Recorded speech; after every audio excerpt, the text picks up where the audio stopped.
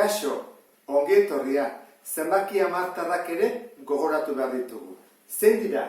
Zati osoa eta koma ondoren zati hamartarra duten zenbakiak. Adibidez, 3,25. 3 izango litzake zati osoa, komaren ezkerrean dagoelako, eta zati hamartarra 25. Zergatik, koma ondoren dagoelako, koma eta eskubira. Zer motatako zenbaki hamartarrak daude? 3 mota daude. Ditugu zenbaki hamartar zehatzak, zenbaki hamartar periodikoak, eta zenbaki hamartar ez zehatzak eta ez periodikoak. Goazen ikustea bakoitza zer den. Zenbaki hamartar zehatza da zifra hamartar kopurua zehatza denean, hau da, amaitu egiten da. Adibidez hau, 3,25. Hoi zer da? Zehatza. Zergatik? Hor bukatzen delako. Adibidez, ni baldin badut 4,88888, hau ere zehatza da. Zergatik? Amaitu egiten delako. Ditu 5 zortziz jarraian, bai amaitu da. Zenbaki hamartar periodikoan, infinitu zifra hamartar daude. Ez hemen bezala bukatu egiten direla. Hortik aurrean beti zeroak dira, gogoratu. 0, 0, 0, 0, 0, 0. Hemen infinito ditu. Adibidez, izan daiteke horrela. 4,5, dena infinito arte. Hori nola idazten da? Idazten dugu horrela. 4,5, hemen periodoan sartuta. Horrek esan edo infinito arte, 5 dela. Izan daiteke, 8,2, horrean jarriko genuke horrela. Kentzen du 2, horrela. Edo, 4,002,5,6,6,6 horrela. Hauek denak dira hamartar periodikoak. Etengabe errepikatzen direlako.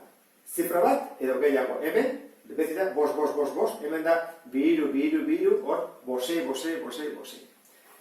Zenbaki hamartar periodikotan 2 motatakoa daude. Daude, zenbaki hamartar periodiko soila, aurre periodo gabe, eta mistoa aurre periodoa duena. Adibidez, koma eta gero badu aurre periodoa ez, bera lasten da periodoa. Horran hau izango izateke soila. Hau, baita ere ez duelako. Hau izango da mistoa. Zergatik, aurretik, periodoan aurretik, hemen ikusten duzulako, errepikatzen ez diren 3 zifra daude, 002. Hoi da aurre periodoa. Dago, koma artean, ezta? Eta periodoan artean, zifra batzuk. Bat edo gehiago. Horren, hau izango izateke, mistoa. Zeintzu dira zenbaki hamartar ez zehatzak eta ez periodikoak? Ez zehatzak, esan edu, infinito daudela, eta ez periodikoak ez dela errepikatzen. Orduan adibidez izan daiteke hau. 1,0 bat, 0,0 bat, 0,0,0 bat, 0,0,0,0 bat. Horren, ez dira errepikatzen, ez dago 0 bat, 0 bat, 0 bat edo horrela. Edo, 3, 4, 5, 6, 7, 8, 9, 10, 11, 12, 13. Hauek, zer dira? Ez zehatzak eta ez periodikoak. Zatiki bat dugunean nola jakin dezakegu zenbaki hamartar zehatza den edo periodikoa. Eskema hau jarraituta. Zuk badakizu, zatiki bat baldin badugu, ezen dela izan inoiz zenbaki hamartar ez zehatza edo ez periodikoa. Bitako bat izango da. Horren, hori nola kalkulatu daiteke? Eskema honekin. Zer egin baga lehenengo?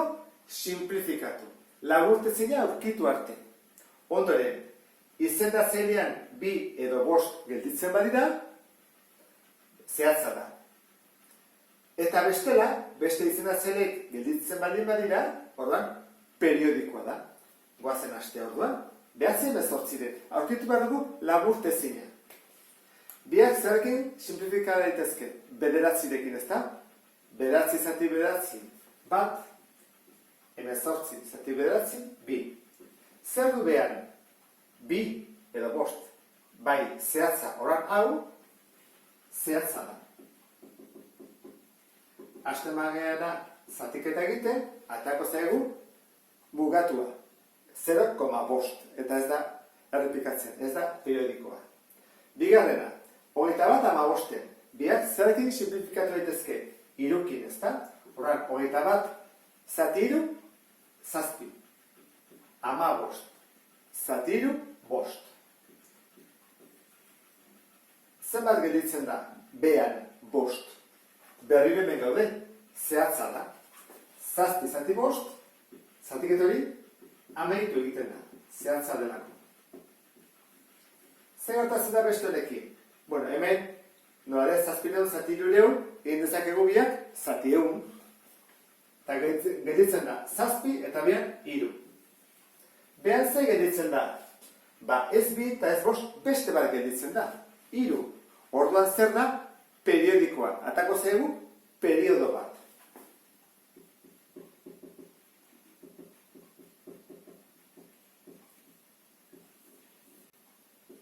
Era hontara jakin dezakegu zatikiak noiz izango den zehatza eta noiz periodikoa. Eta honekin amaitzen dut, beste bat arte, agur.